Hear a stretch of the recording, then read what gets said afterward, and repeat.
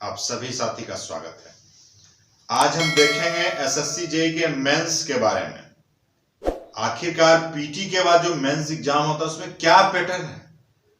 बच्चे जब पीटी का एग्जाम दे देते हैं उनके बाद उनको पता ही नहीं चलता है कि एसएससी मेंस की तैयारी कैसे करें और किस बुक से पढ़ें, क्या करें। समय कम रहता है, कोचिंग ट्यूशन करें या ना करें। तो आज इस वीडियो के माध्यम से देखें। सबसे पहले एसएससी जेईई मेंस का सिलेबस शेड्यूल देखेंगे। एसएससी मेंस में टोटल 300 मार्क यानी 300 मार्क्स का एग्जामिनेशन होता है और ये आपका लिखित एग्जामिनेशन रिटन टेस्ट होता है, यानी आपको लिखना पड़ेगा। और इसमें जो क्वेश्चन का प्रारूप है, टोटल आपको 6 क्वेश्चन रहते हैं। टोटल आपको 6 क्वेश्चन रहते हैं एसएससी जेईई मेंस में, चाहे वो सिविल आपका ब्रांच हो, मैकेनिकल हो या इलेक्ट्रिकल। अब मुद्दा आती है कि इसमें 6 क्वेश्चन रहते हैं। एक क्वेश्चन जो है 60 मार्क्स का, एक क्वेश्चन, सिर्फ एक क्वेश्चन 60 मार्क्स का होता है दोस्तों। तो बताइए, अगर 6 क्वेश्चन है तो 360 में हो जाएगा, लेकिन ऐसा नहीं होता है। इसलिए कि इसमें से आपको 6 में से ओनली 5 ही क्वेश्चन बनाने हैं। 5 क्वेश्चन ही आपको बनाने हैं, यानी 6 क्वेश्चन में कितना बनाना है दोस्त? 5 क्वेश्चन। यानी 6 को 60 को 5 से करेंगे तो 300, यानी 300 मार्क्स का होता है। अब फिर देखेंगे कि एक क्वेश्चन जो 60 मार्क्स का है, पहला क्वेश्चन, दूसरा क्वेश्चन, ये किस तरीका से है।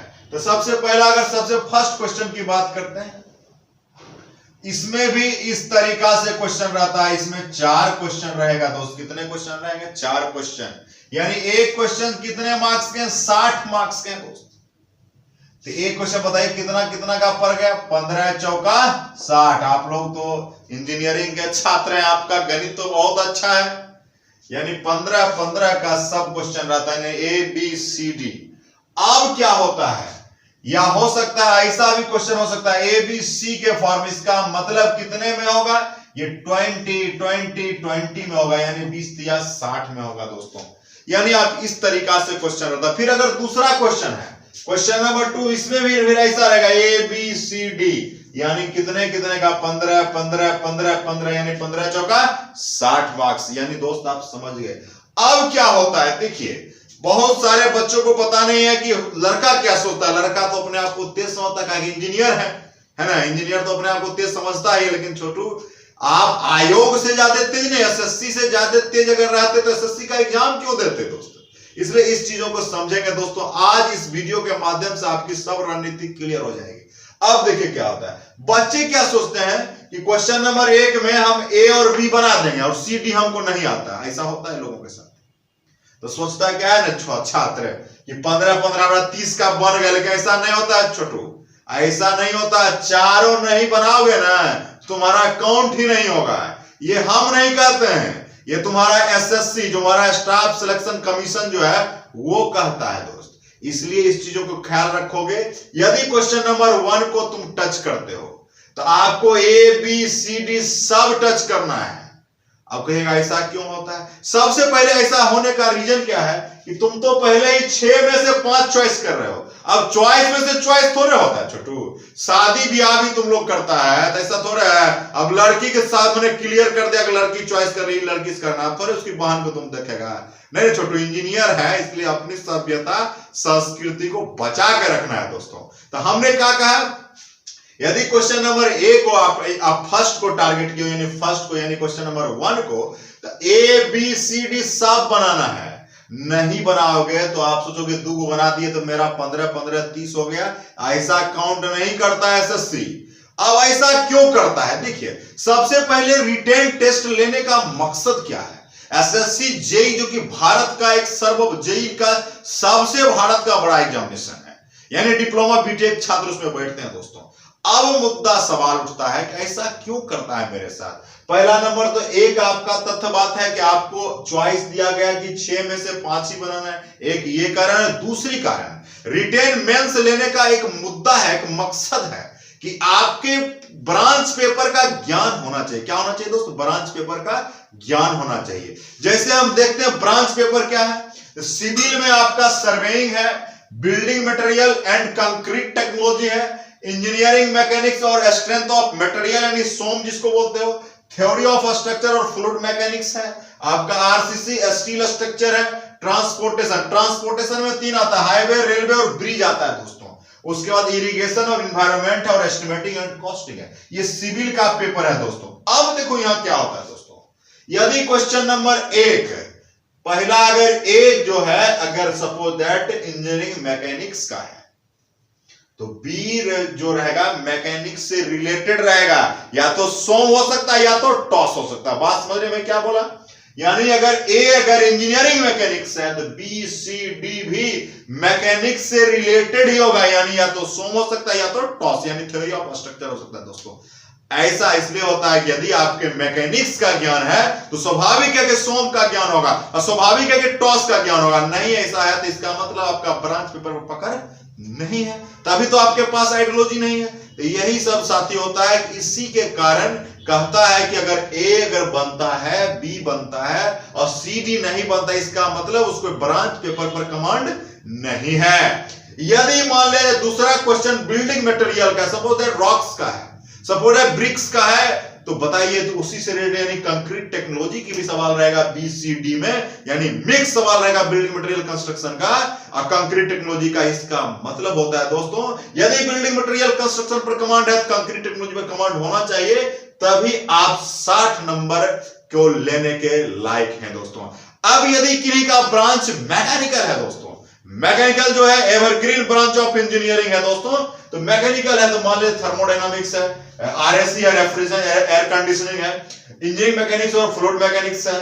उसके बाद टॉम है, सोम है, कॉम है। कॉम का मतलब इसी को डोम भी कोई कहता है दोस्तों, डोम जाति की बात नहीं हो रही, इंजीनियरिंग की बात हो रही है दोस्तों। डायनामिक ऑफ मशीन यानी यह है काइनेटिक ऑफ मशीन, ठीक है। मैन्युफैक्चरिंग एंड प्रोडक्शन है दोस्तों। उसके बाद मटेरियल साइंस है, मशीन डिजाइन है, पावर प्लांट इंजीनियरिंग, ये सब आपके मेंस के सिलेबस है दोस्तों। अब क्या होता है देखिए, सपोज है किसी को थर्मल का ज्ञान है, स्वाभाविक है कि उसको आरएसी का ज्ञान, थर्मल का ही पार्ट्स आरएसी है, refrigeration, air conditioning, heating transfer है। तो कहने का सेंस अगर पहला क्वेश्चन आपका थर्मोडायनामिक्स है, दूसरा भी इसी से रिलेटेड रहेगा, इसका मतलब थर्मल का कंसेप्ट आपका चेक एक ही क्वेश्चन में हो जाएगा दोस्तों। इस तरीका से आप समझ सकते हैं। यदि टॉम का है, सोम का है, कॉम का, सब रिलेटेड सवाल रहेगा एक क्वेश्चन में। आगे यदि आप 2 बना के निकल जाते हैं, आप तेज समझते हैं, आप इंजीनियर हैं, लेकिन तेज छोटू वहीं पढ़ना है जहां पर इंजीनियर का थर्मामीटर ना लगा हो। ये एसएससी तो इंजीनियर का थर्मामीटर है ना, इसलिए इस थर्मामीटर को समझिए दोस्तों। अब क्या होता है दोस्तों, यदि किसी का इलेक्ट्रिकल दोस्त है, इसमें लड़का लड़की दोनों रहता है, सिविल में लड़की कम रहती है, इस चीज को ध्यान रखिएगा दोस्तों। इलेक्ट्रिकल है नेटवर्क थ्योरी है, जिसको बेसिक इलेक्ट्रिकल भी कहते हैं, ठीक है। उसका इलेक्ट्रिकल मशीन है, पावर सिस्टम है। इलेक्ट्रिकल मशीन जो है ना रीड है, इलेक्ट्रिकल का क्या है, रीड है ना।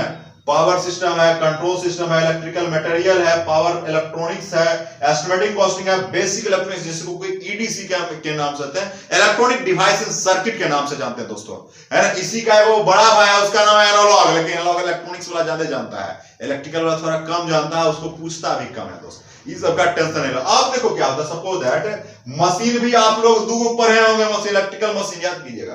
तो मशीन जो पढ़ पूछेगा, तो मशीन का अगर क्वेश्चन पूछेगा, तो पहला क्वेश्चन अगर मशीन से है तो ए बी सी डी सब मशीन से रिलेटेड ही रहेगा। इसका मतलब यदि ए बी आता है और सी डी नहीं बन रहा है, इसका मतलब है कि आपको मशीन का पूरा ज्ञान नहीं है। युवा साथी नहीं है, रहेगा तो चारों बनाइएगा तभी 60 मार्क्स मिलेगा। तो युवा साथी बहुत सारे लोग थोड़े मेंस का एग्जाम जरूर देते हैं, लेकिन ये सब जानकारी नहीं मिल पाती है दोस्तों। मेंस का जो एग्जाम फाइनल करता है उसी को पता है वास्तविक क्या होता है दोस्तों। इसीलिए इस सब चीज को समझते तो अच्छा लगता, और युवा साथी यही चीजों को पढ़ना है। अब क्या करना है, मजबूत कैसे बनना है। यदि आप सिविल इंजीनियरिंग के छात्र हैं तो सबसे पहले आपको आरएस खुरमी को चटनी बना के छोटू चाट जाना होगा, ठीक है। आरएस खुरमी कोई केतनो मास्टर कह दे, आरएस खुरमी चटनी है, सब सब्जी पर वो काम देगा, समझ लेना बात को। उससे तो क्वेश्चन आना ही होगा। आप देखिए RS खुरमी का मतलब ऑब्जेक्टिव वाला किताबा की हम बात नहीं कर रहे हैं दोस्त, हम बात कर रहे हैं मोटका मोटका ग्रंथ की बात कर रहे हैं, जो अलग अलग किताबा आपने पढ़ा था, है ना, उसकी हम बात कर रहे हैं दोस्तों। यदि वो सब कमांड है तो आपको कोई किताब धरती पर पढ़ने की जब, लेकिन वो और किताब है सर्वेइंग का, जेकर राइटर है NN बसक, जो मेरे फेवरेट है, वो किताब तो पढ़ना ही पड़ेगा। उस किताब को यदि पढ़ते हो तो आपका काम फिनिश हो जाएगा दोस्तों। अब आते हैं मैकेनिकल के दादा है RK राजपूत, ठीक है, कौन है?